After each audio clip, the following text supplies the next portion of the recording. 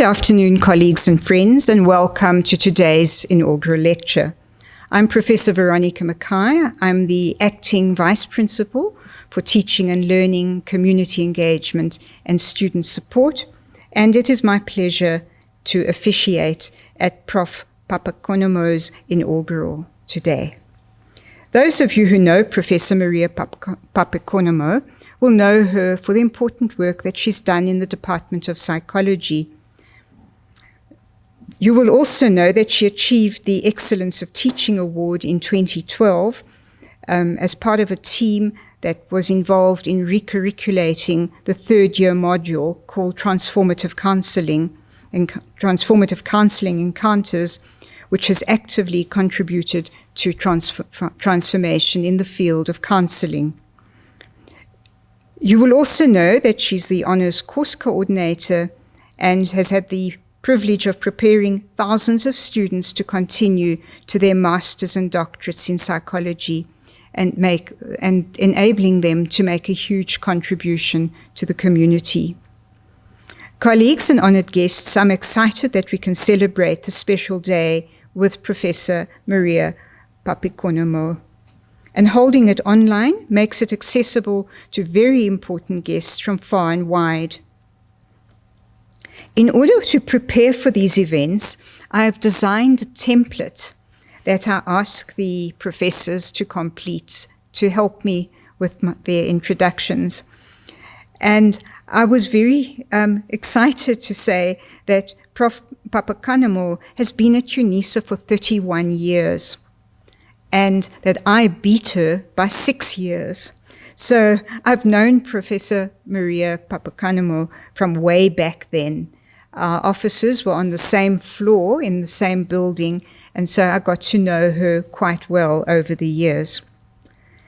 Now, let me acknowledge my colleagues who are officiating today. Firstly, the head of the Home Department, the Chair of Department, Dr. Celinda, the Executive Dean of the College of Human Sciences, Professor Hamotso Masemola, and also I would like to extend a welcome to Professor P. Kruger, who will be Professor Maria's respondent tonight. And as you will see from the program, Professor Maria's presentation is on ethics in psychology and the problem of moral choice. So let me begin by explaining the procedure we will follow for this online lecture. Firstly, I will request the Executive Dean, Prof. Masemola, to introduce the inaugurant, and thereafter, he will request Prof. Papaikonomou to deliver her inaugural address. Immediately thereafter, her respondent, Professor Kruger, will give his response, and then I will close the proceedings. So it's over to you now, Mr. Executive Dean. Prof. Masemola, will you kindly introduce the inaugurant?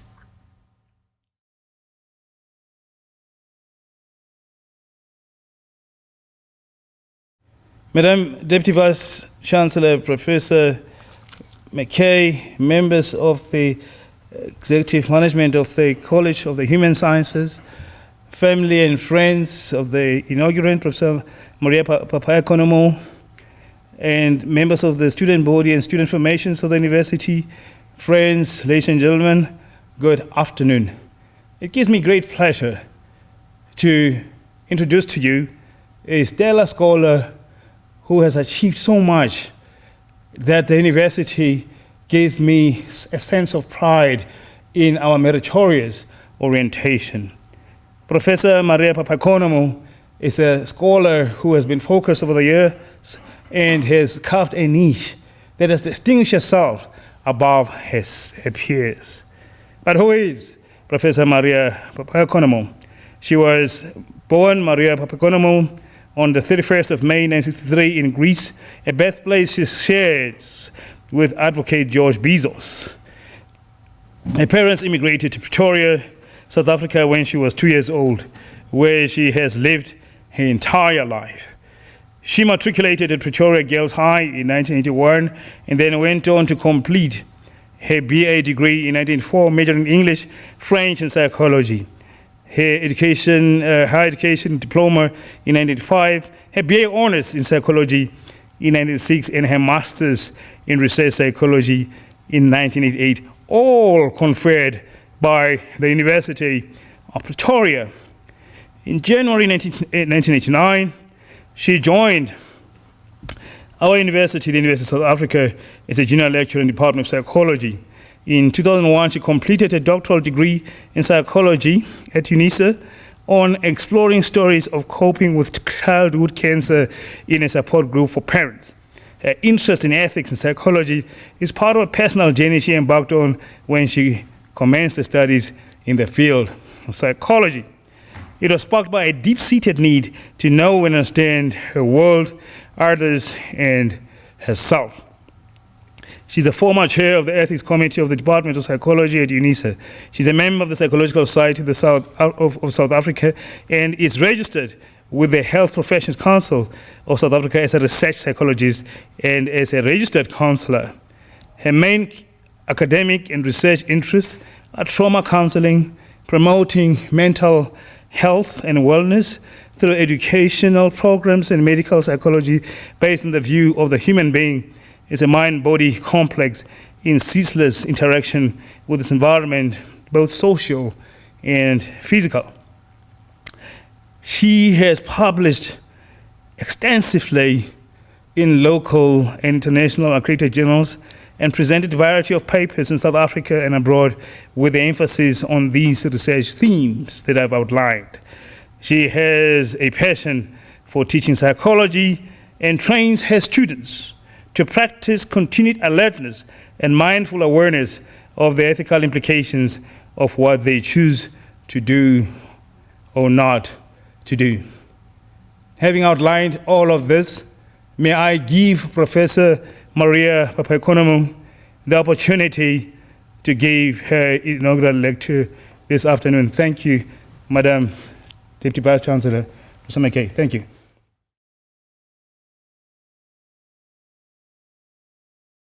Good afternoon, ladies and gentlemen.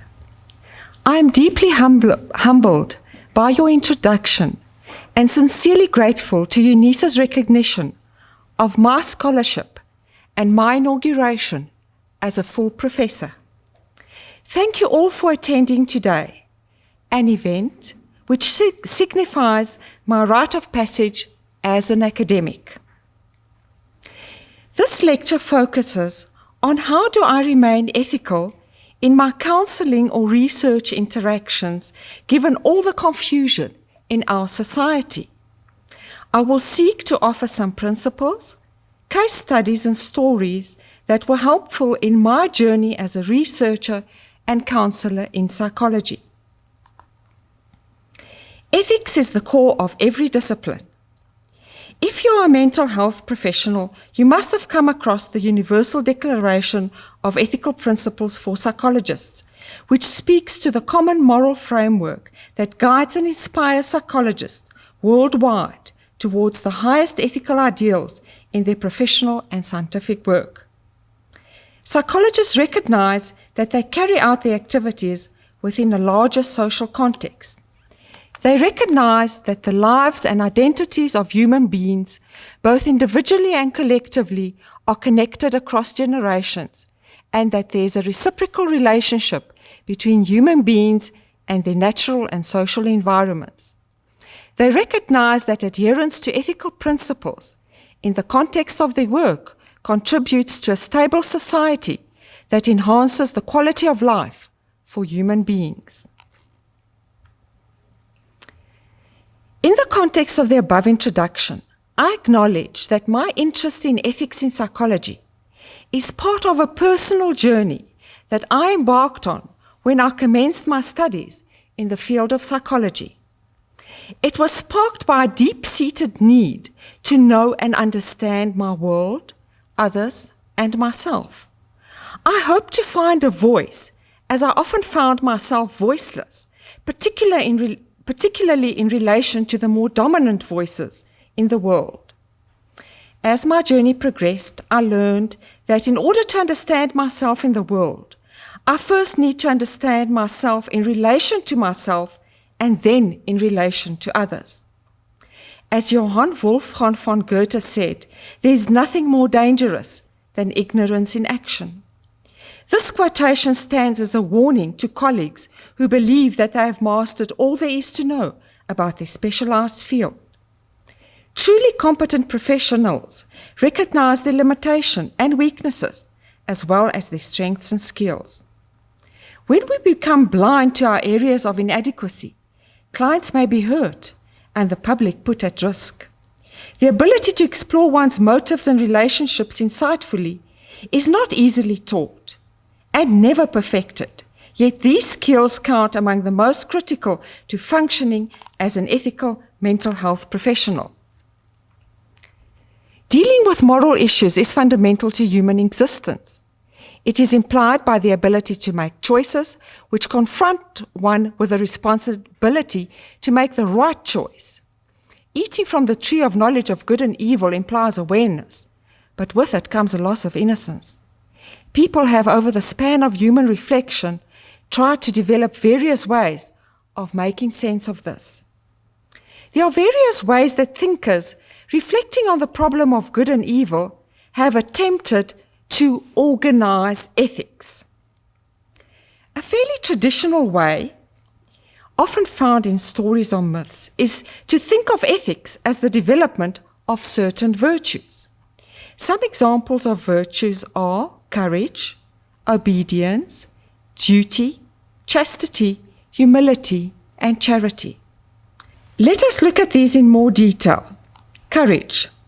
The notion of courage as the highest virtue is often found in groups that see themselves as descendants of noble warriors.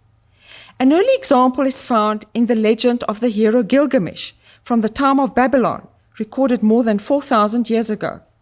He sought immortality in defiance of the gods and was defined by his fierce courage. This virtue is also praised in the mythology of the Mycenaean age in classical Greece, as represented in the Iliad and the Odyssey attributed to Homer. These tell, for example, the story of Achilles, who willfully preferred the immortality of a hero's death to a long and uneventful life. In a similar vein, courage was a prominent virtue in the Viking sagas, among the Mongols in the time of Genghis Khan, the Japanese samurai, the Native Americans, the Zulus in the time of Shaka, and so on. Obedience. The virtue of obedience requires that you need to obey the powers that be. In the Bible, we read of Abraham, who needed to prove his obedience to God by showing a willingness to sacrifice his son Isaac. It is a small step from obedience to God or gods to obedience to the priests, the church, and earthly rules. Medieval kings tended to claim to be appointed by God and to see obedience as an intrinsic good. Duty. Obedience can be internalized as duty to the rulers or the state. This is again a strong principle among people who see themselves as part of an elite. Many dubious acts can be justified by a call on the virtue of duty. When Brutus took part in the assassination of Caesar, it was out of a sense of duty. Caesar had taken power in a coup and had been given the position of a dictator for life. The assassins hoped to restore the Republic. The Roman Republic implied rule by an elite of patriarchal families who saw themselves as the descendants of elite warriors. Duty is always a strong motive in the military mindset. Chastity. One way to deal with the problems and the moral ambivalence and temptations which the world offers is to withdraw from it. It is a central tenet of the Zen attitude in Buddhist philosophy. In the Christian West, it was taken to extremes in the monastic movement in the Middle Ages. The highest good is regarded as nurturing your spiritual side, and you are to regard physical and material things as inferior and even as intrinsically evil. Your soul is what ties you to God, as the presence of the divine in you, and your physical body is only a temporary vessel. Things of this world are at best a distraction, at worst a temptation to do evil. Pleasure is therefore especially suspect, hence the hostile attitude towards sex as a pointless pleasure, unless it is aimed at producing children. St. Augustine of Hippo reported to have said in his wayward prayer, "God, make me chaste, but not yet." His contemporary Origen of Alexandria, on the other hand, practiced what he preached. He had himself castrated at the age of 20. Humility.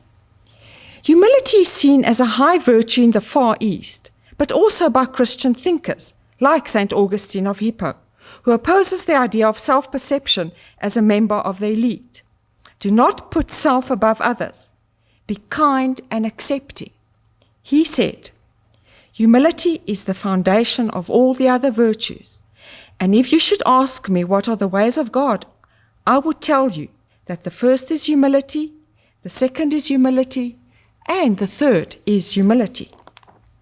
In the East, humility is often associated with accepting and practicing the appropriate social forms. Correct social forms must be observed under all conditions. Charity. Charity implies being kind and loving to others, to look after those less fortunate than yourself. The people of the ancient Mediterranean world made enduring contributions to the definitions and practices of philanthropy. In their law codes from the 3rd millennium BC, Babylonian kings decreed special punishments for the strong who abused the weak. These provisions made justice and clemency hallmarks of nobility. Babylonian epic poetry, exemplified by the Gilgamesh cycle, reiterated this message. In Greek cities, many forms of philanthropy combined to strengthen urban culture. Most important were the civic liturgies which men assumed either voluntarily or under heavy peer pressure.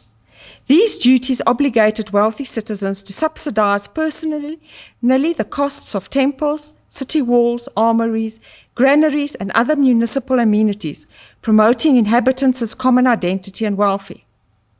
Prominent citizens vied with one another in the performance of these indiscriminate gifts to show the superiority of their own civic virtues. Personal vanity was a prime motive for donors, but rich citizens risked ostracism by peers and plebs if they failed to appreciate their wealth as a trust in which the community had a share. Greek philanthropists showed a genius for converting their gifts into potent symbols of communal strength and solidarity. Groups of wealthy men regularly paid for all the equipment necessary to stage the Greek dramatic festivals. Such gifts of theatres, scripts commissioned from leading playwrights, costumes and actors shaped the physical and cultural environments of Greek cities, gave audiences memorable lessons in civility, and enshrined drama as one of the greatest media of collective artistic expression in the West. When we consider ethics as a list of virtues, certain reservations become apparent. These virtues do not form a clear hierarchy, and that they may even become contradictory. A deeper look also shows that an excess of virtue may have unforeseen results, as if the virtues have a shadow that exists as a contradiction, as Jung may have said. Courage can become cruelty. Courageous warriors may be, but they can also be excessively cruel. After conquest of Troy, the Greek heroes killed all the men and took the women and children as slaves. To this day, the greatest atrocities are found in times of war, and these are often justified in the name of securing the future by removing the enemy for all time. Obedience can become a requirement for subservience. Louis XIV claimed to be to his subjects what God is to the world. It was a capital crime to look down on the Chinese emperor, who, like his Japanese counterpart, was regarded as a direct descendant of the gods. Rulers demand subservience, but is it moral to be subservient? We live in an anti-authoritarian age, where questioning authority is often seen as the higher good in many parts of the world. Where the authorities demand obedience, we call that authoritarian. Duty has similar problems, as it may imply blind trust in an existing order. People making war are each acting out of duty. It is no longer a specific individual or group that need to be obeyed, but some political ideal or notion. Hence the blurring of lines between duty to state and to the gods among the Romans. Dead emperors became gods, and the revival of this way of thinking in Nazi Germany. The Führer was the personification of the focused will of the German people, a notion that derived from German Romanticism. Chastity can lead to negative attitudes like misogyny or patriarchy. In early Christian era, women had much more equality. They were quite active in the activities of the church, and celibacy or virginity was seen as a way of keeping your attention on the spiritual world, while asceticism involved both men and women. In time, a definite misogynistic note entered the calls for male virginity. There's the example of Tertullian, who views sexual desire as a permanent human affliction and women as naturally and dangerously seductive. They are the devil's gateway, a breach in the defenses of the church by which the world might gain an entry into the somber assemblies of male saints. By the end of the 12th century, just about all female participation in the mainstream ecclesiastical world of learning had been swept away. The universities that were formed in about this time were modeled on the example of monasteries and were to be exclusively male. Humility as subservience. Humility can become a total submersion to the needs of others, a denial of self, or an excessive conformity to existing norms. In the East, too much veneration for existing norms led to stagnation and decline. In the West, to bloody revolution, when submission becomes impossible to bear, or when people become too self-aware to blindly accept it. Charity as not being true to yourself. It is a bit more difficult to bring a charge against excessive charity, perhaps because it has become such a fundamental virtue in our era. This, however, did not prevent Nietzsche from making a heroic attempt to undermine it. He accuses Christianity of representing as the morality of slaves. Is finding own way, expressing your own will, not also fundamental to the truth of being human? In summary, seeing ethics as a quest for achieving virtue is not wrong, but it seems inadequate. You need to be able to choose among them and beware of excess, which implies you need ethical judgment to know how to apply virtue. A kind of shadow exists which becomes apparent when pursued with excessive zeal and with a lack of nuance. So if virtues require an element of judgment, they cannot be fundamental to judgment. A deeper essence may have to be found. Another way of approaching ethics can be found in the traditional way in which philosophers have considered the search for moral principles, by defining it as a search for some first principle or set of principles that defines the so-called essence of the good. This quest was often guided by an assumption that the good must also fit to the expression of what is reasonable. Aristotle, for example, argued that something is good to the extent that it serves its natural purpose. A knife is good to the extent that it cuts well. A plant is good if it grows well. Everything has a natural purpose in life, a final cause as distinct from its efficient cause and formal cause. Actions are right or wrong, depending on how they contribute to the fulfilling of that purpose. Applying this to human virtue, Aristotle argues that there are certain virtues or excellences, talents you have, skills, aspects of character, like justice, courage, temperance, which emerge in practical social activity. But the highest human characteristic of the soul is through the use of reason. A life of virtue lies in the active use of reason. The highest good and the end to which all human activity is directed is happiness, which can be defined as continuous contemplation of eternal and universal truth. Thomas Aquinas based his ethical theory on the path set by Aristotle. God created the world, and God's final purpose with it is its final end or good. Humans were given free will and reason to understand the final ends of their actions and choose whether they will accept this end. This continues in the anthropocentric view of the Middle Ages. Things are put in the world, in nature, by God to serve human use or requirements. Humanism would later radicalize this, and it became a central tenet of capitalism, where all the world is treated as material for human consumption. A possible reservation to this view is in question. How does one decide what is natural? Cannot a man argue that since it is natural to procreate, monogamy is unnatural and he should be as promiscuous as possible? An argument one may use is that it is the function of culture to keep nature at bay.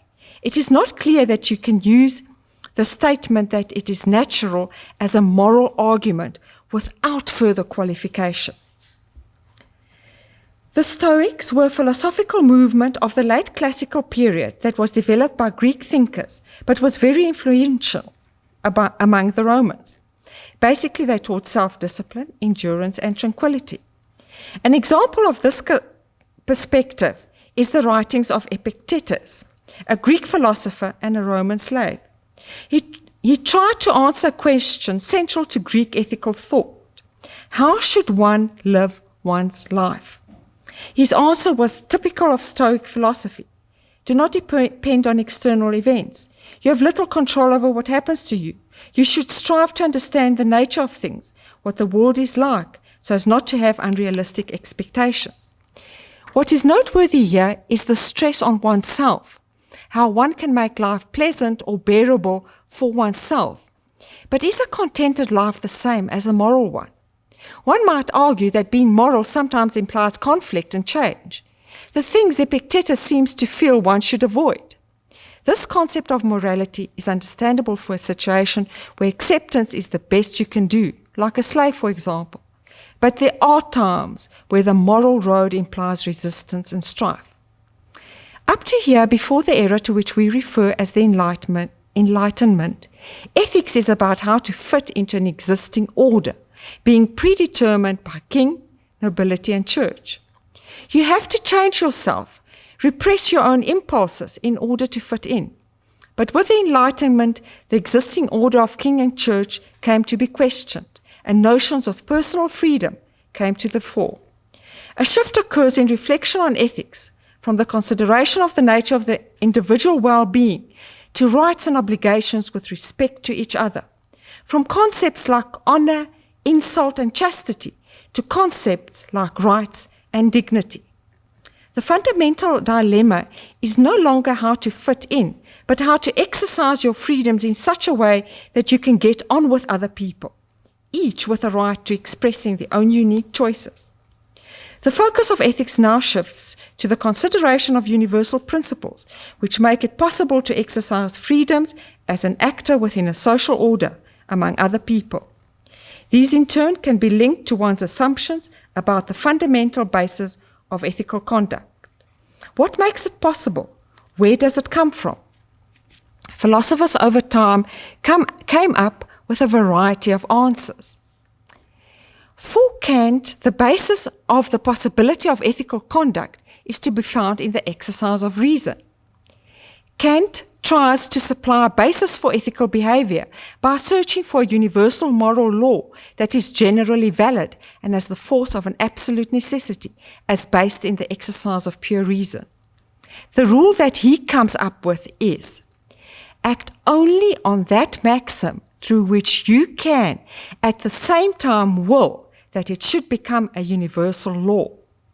Or, in an alternative formulation, act so that the maxim of your will can also at the same time be valid as a principle of universal legislation.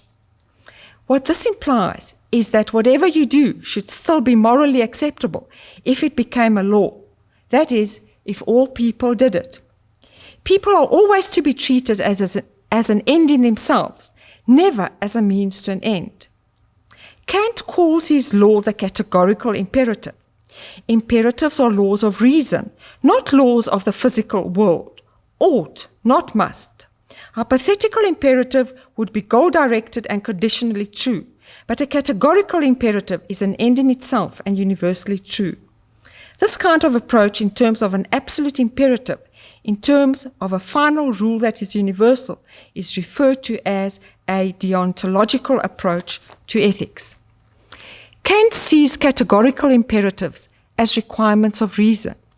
As rational creatures, humans are required to follow this rule. The more you follow it, the more authentically human you are. This does not mean we are always rational. Quite the contrary, it means we ought to be rational if we want to be fully human. And if we are rational, we would follow the moral law. Some reservation regarding this austere view is possible. It is not clear that this perspective necessarily implies morality. Kant himself gives an example of someone who tells a lie in order to save an innocent life, and he argues that the lie is wrong. This shows an implication of his law pushed to its limits that is open to question. It is also not clear that emotional or extra-rational influences always imply self-interest, or that they necessarily work against morality. David Hume is an example of a philosopher who disagrees with Kant's stress on reason as the only source for ethics. He stresses the role of feeling and empathy, basing his notion of morality not on pure reason, but on common sentiment. Hume believed that people possess a natural sentiment of benevolence and a natural capacity to sympathize with the needs and interests of others. For Kant, morality must be rationally grounded, as sentiment is too insecure a foundation. It would tend to pull you towards self-interest. For Hume, on the other hand, morality comes from our affective nature.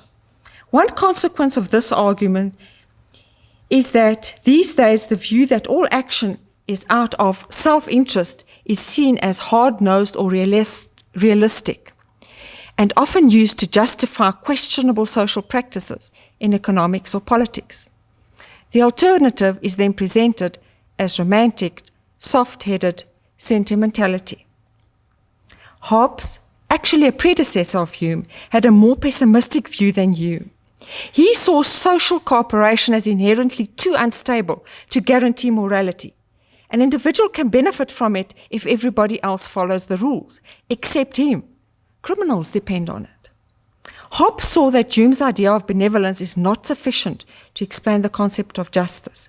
Ethical conduct in cases where there is usually no immediate benefit. Justice is often unpleasant and often does not serve anyone's immediate interest.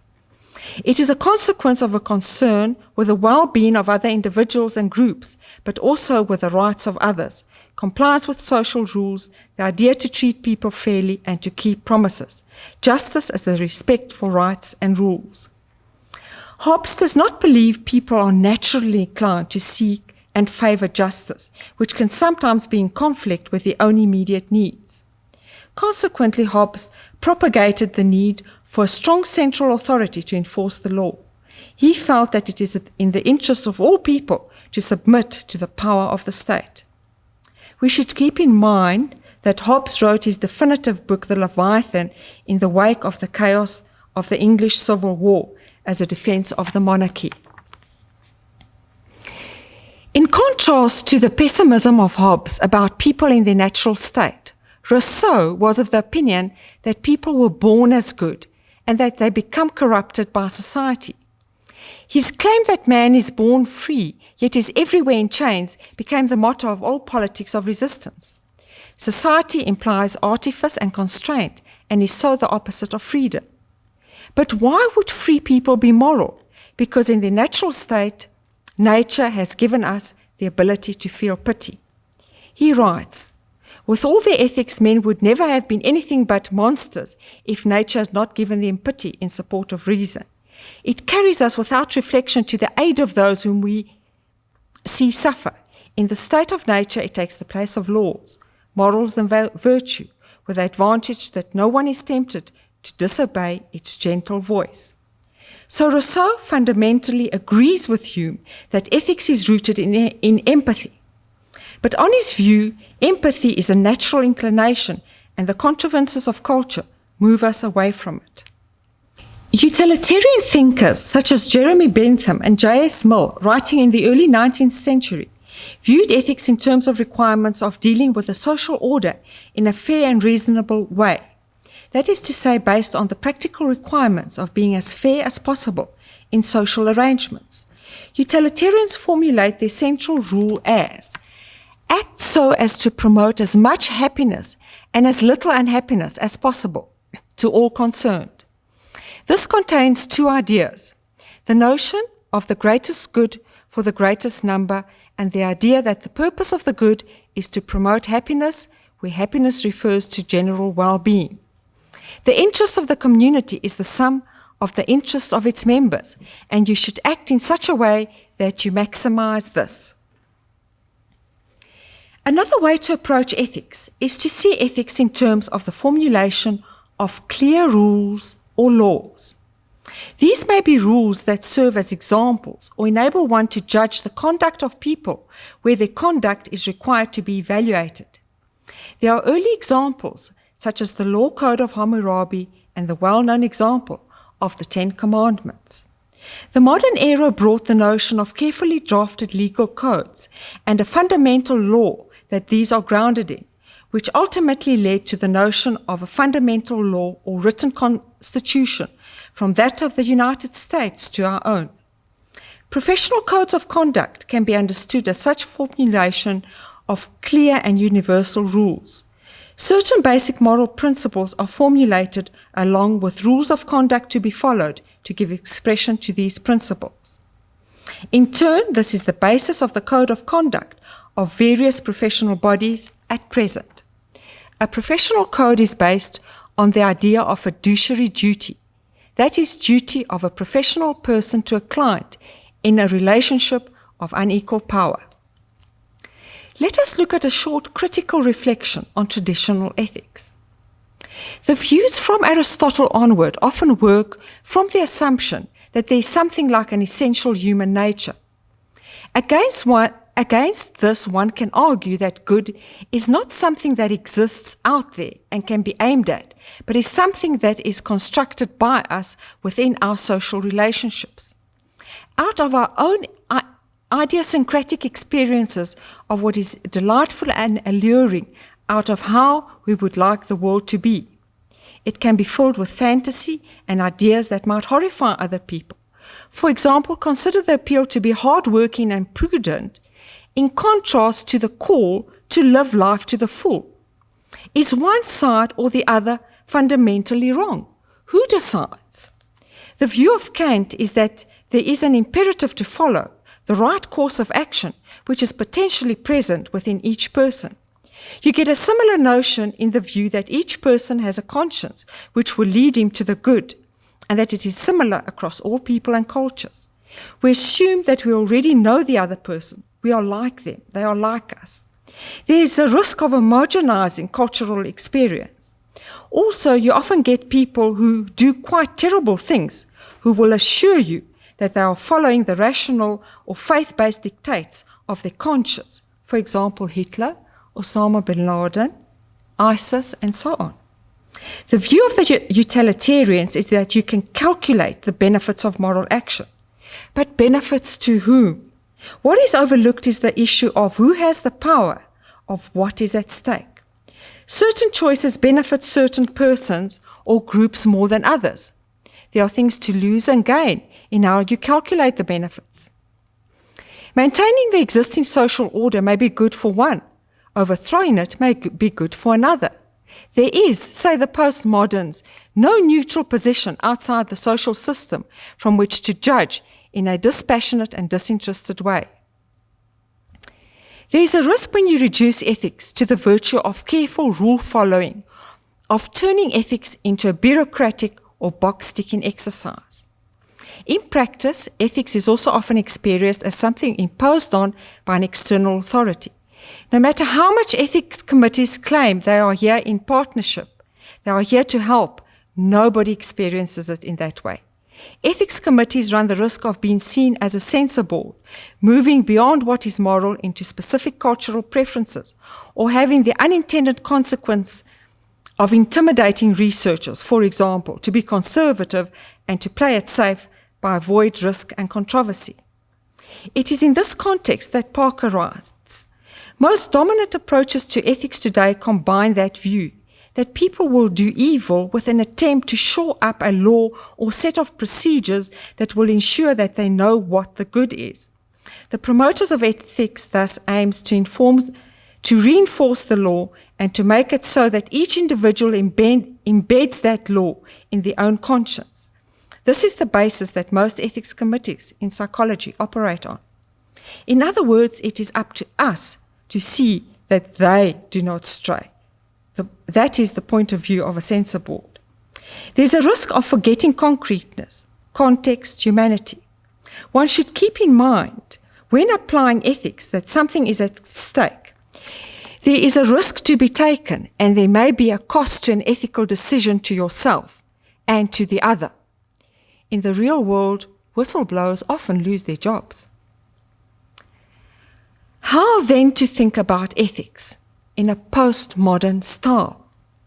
Postmodernism can be loosely defined as a phase of critical reflection on the values and assumptions taken for granted in Enlightenment thought. The tendency in contemporary writings is to reconsider ethics in terms of practical wisdom, but not to define this as a specific list of virtues that is supposed to cover all situations, as rule-based ethics seems to attempt to do. The argument is made that the notion of an even-handed, dispassionate discussion of values may make people used to the idea that moral problems are just intellectual problems, rather than problems touching the very grounds of your life, which often call up strong emotions. We tend to forget the human pain, the pathos, that which excites pity, and the historic particularity, context. This is in fact a rediscovery of Aristotle's notion of practical reason, praxis. Morality cannot be reduced to the blind following of rules, and rules can often be turned against morality. Rather, it requires a moral attitude. Rules may guide, but should not dictate. So how are we to deal with the problem of ethics, given this critique? One way would be to focus on the openness of individuals. Parker, in a discussion of Lacan and ethics, refers to the view of Alain Badiou, truth as fidelity to an event. One should be faithful to the truth of the situation as you encounter it. Conversely, in being faithful to the situation, the truth and the other appear to you. You cannot know it in advance, all the parameters and all of the consequences. An application of the notion of fidelity to psychology might be, do not, in the process of studying or evaluating a person, make them something other than they are, making them, for example, an object of research, or not attending to contradiction between different systems of meaning by forcing others into your own system of values. The psychologist is also an agent of society who wants people, outsiders, to fit in. Evil appears when a thing or person is not appreciated for what they are. The French philosopher Badiou speaks of evil appearing as simulacrum, as betrayal, or as totalization. Simulacrum is when a false image is constructed. For example, obedience becomes a requirement for subservience. Betrayal is when you sell out, when for selfish reasons or expediency or cowardice or to conform, you turn your back on what you know to be the truth or close your eyes when you perceive a lack of ethics. Totalization occurs when a particular truth is now seen as a universal model, incontestable and forever fixed as, for example, in an ideology to be followed no matter what the cost. Thus here we see a much more indirect way of approaching morality. These do not require specific principles that you can pinpoint in a set of clear rules. A more holistic appreciation of ethics is given. It is required that you develop a sensitivity towards the way that you live your life, rather than obedience to a set of absolute rules or acceptance of particular virtues. The relational approach to ethics can be seen as an attempt to address the postmodern critique. It transcends and includes more traditional rules and/or principle-based approaches. It involves our being as well as our doing and honors the importance of the relationship between people, also where they interact as practitioners and clients in unequal relationships.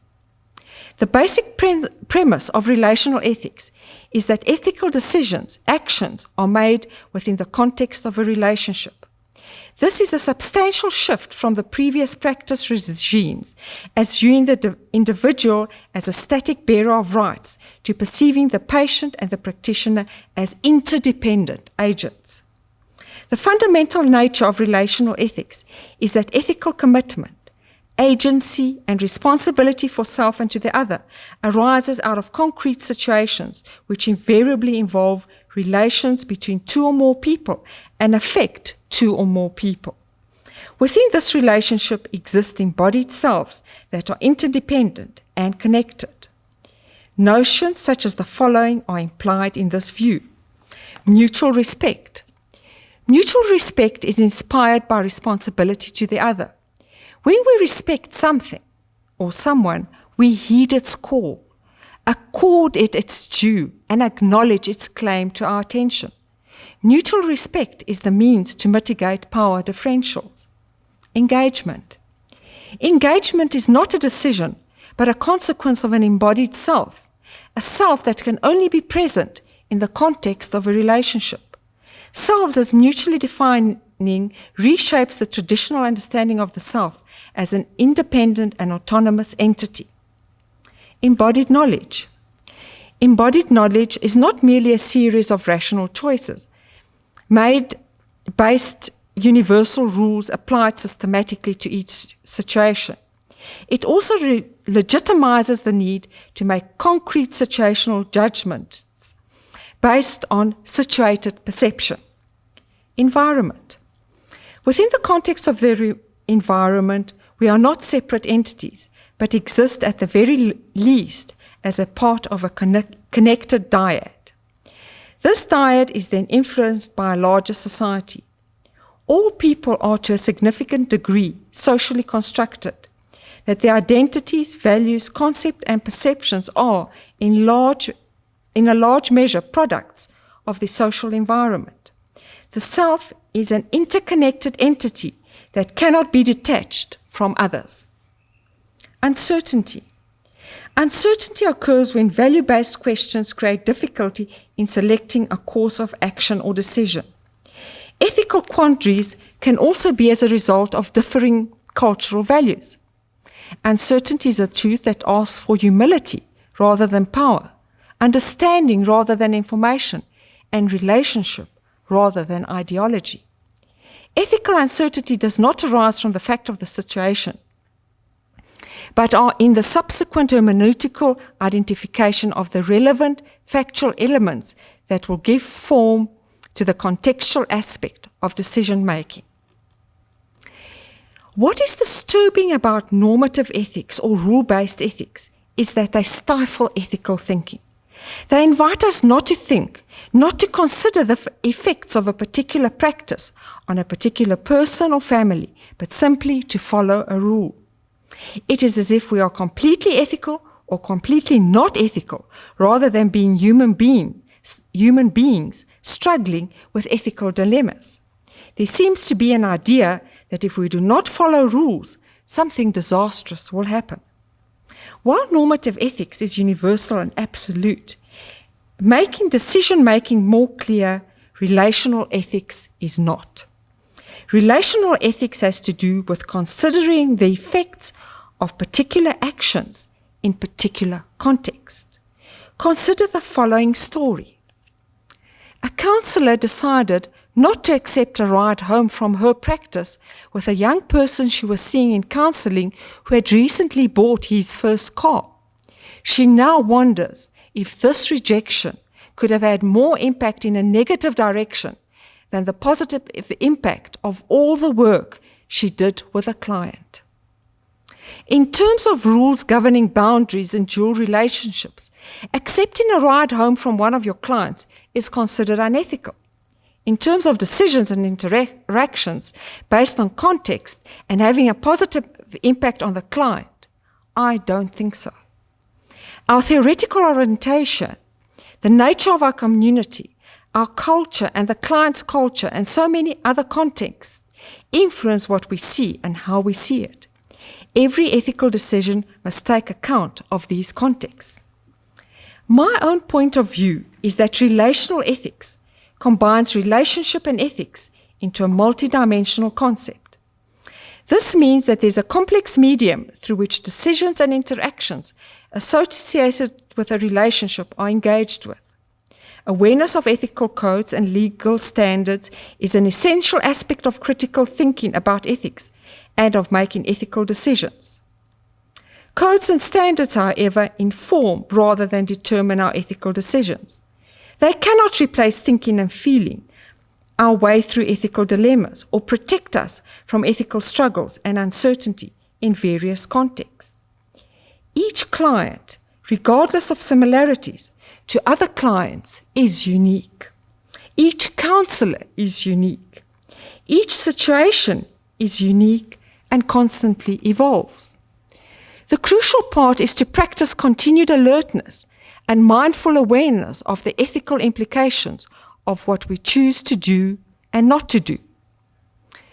Relational ethics is not for everybody. When considering this, it is useful to think how you constitute yourself and participate in the development of certain kinds of relationships. The crucial part is to practice continued alertness and mindful awareness of the ethical implications of what we choose to do and not to do. When I train students, I suggest that they write a mission statement. One of the most effective ways to clarify our values and to operationalize our values is to write a personal mission statement. A personal mission statement explains what you are about and what is important to you. A mission statement is a reflection of a person's intent and aspirations. It reveals what they aim to achieve. Once you are satisfied with your personal mission statement, you can move on to your counseling mission statement. This means that you will need to open up a space for negotiating within yourself and others within a framework of responsibility for your client during counseling. Ethical awareness is a continuous, active process that involves constant questioning and personal responsibility. Although rarely mutually exclusive, characteristics of most mental health professionals who engage in questionable, unethical, or unprofessional behavior could be described as having one or more underlying characteristics.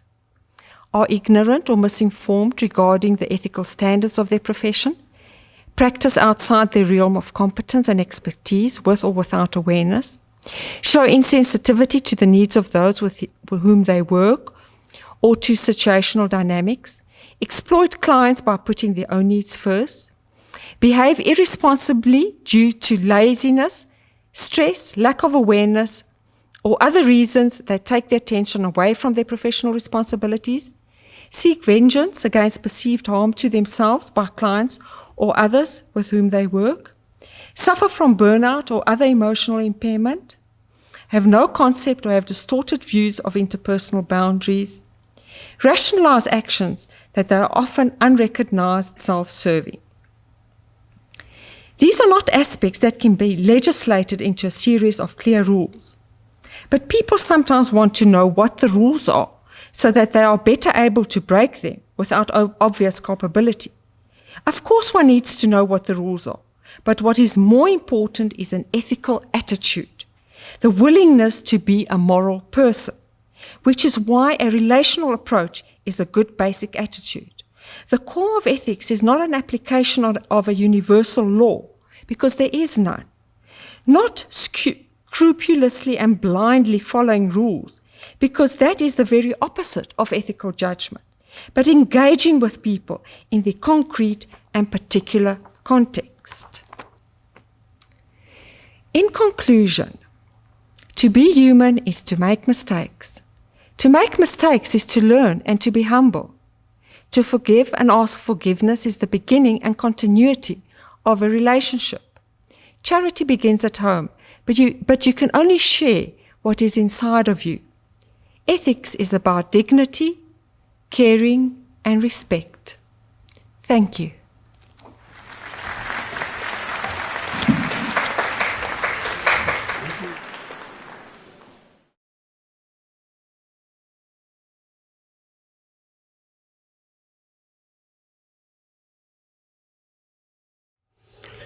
Professor McKay, Professor Musumoela, Professor Papaikonomou, colleagues and guests.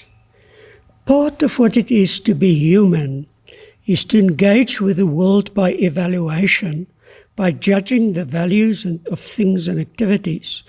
We can value things for their beauty, like in aesthetics, can evaluate statements for their truth, epistemology and logic, can value conduct as being proper or not, the goodness of it, which is where ethics come in.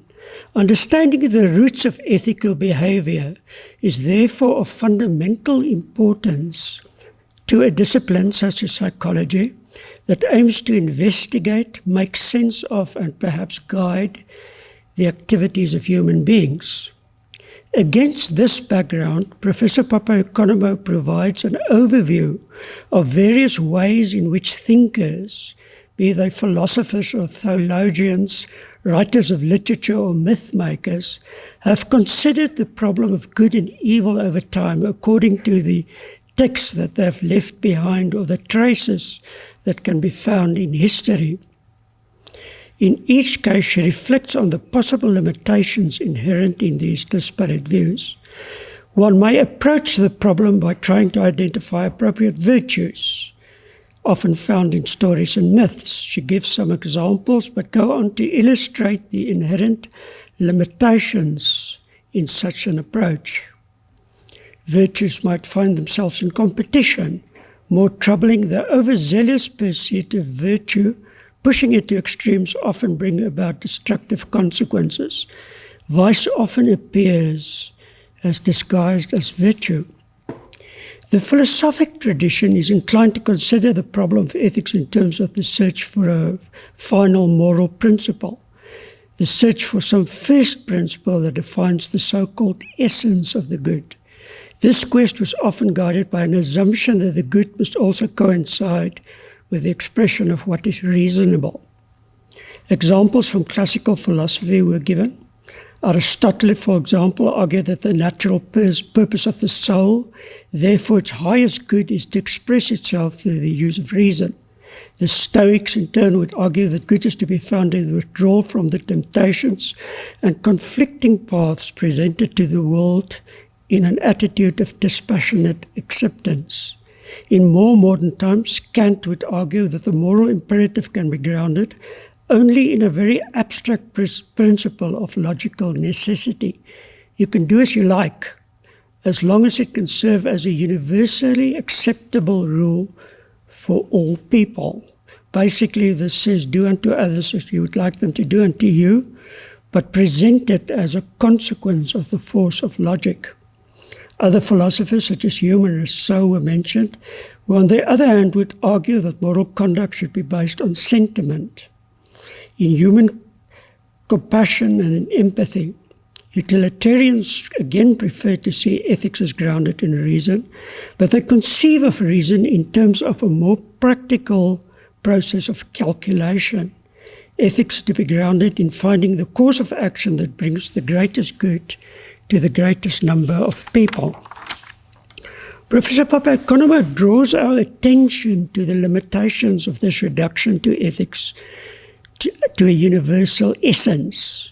These general expressions do not always make it clear how one is to deal with particular concrete moral conundrums, where even a careful application of reason may lead to different conclusions depending on the assumptions you start with.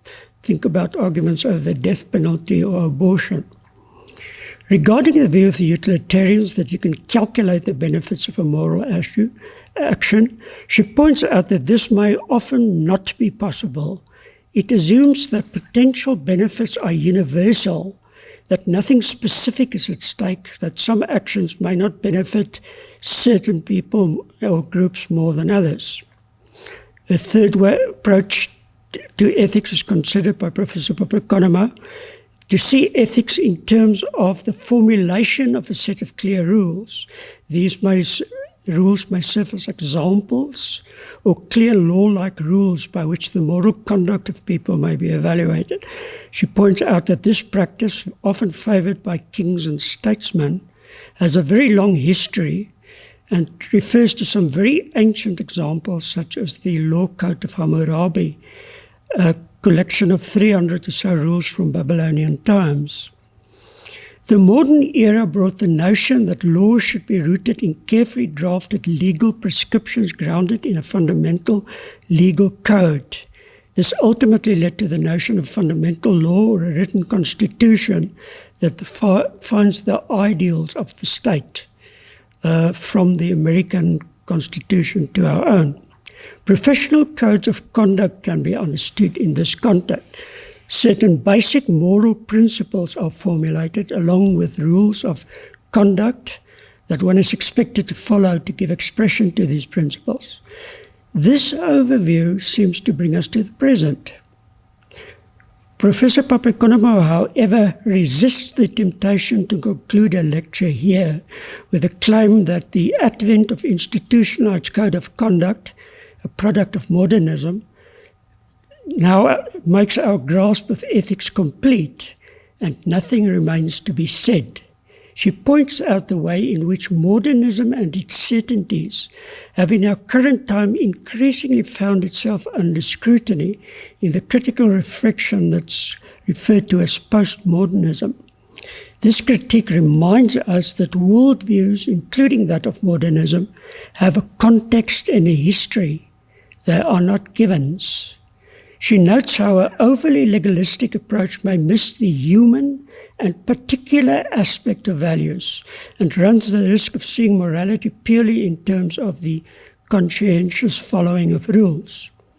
This brings the danger of regarding ethics as a question of us versus them, an outside agency like an ethics board, having obtained truth and judging others by that truth.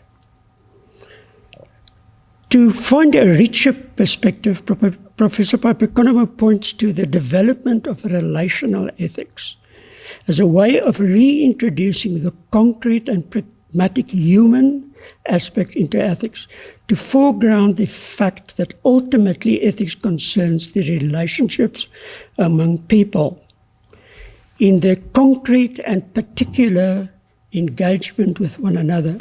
She reminds us that ultimately ethics should be grounded in the development of one's own moral sensitivity, in the practical activity of striving to be a good person. Thank you, and congratulations, Professor McBurnham. Thank you so much, Professor Kruger, for an excellent response to an excellent presentation. Colleagues, ladies and gentlemen, on behalf of the Council and the Senate of the University of South Africa, it is my honor to welcome Professor Maria Papaikonomou to the Professoriate of the University of South Africa. Normally at the end of a ceremony like this, we invite the guests to congratulate the inaugurant at the door. Today I request that you congratulate her, as you have been doing, on the chat bar at the right of your screen. And I will not be able to invite you for drinks and snacks afterwards. However, I hope that you will invite Mr. Delivery over to bring you your snacks. Thank you very much, and thank you for sharing this special day with us.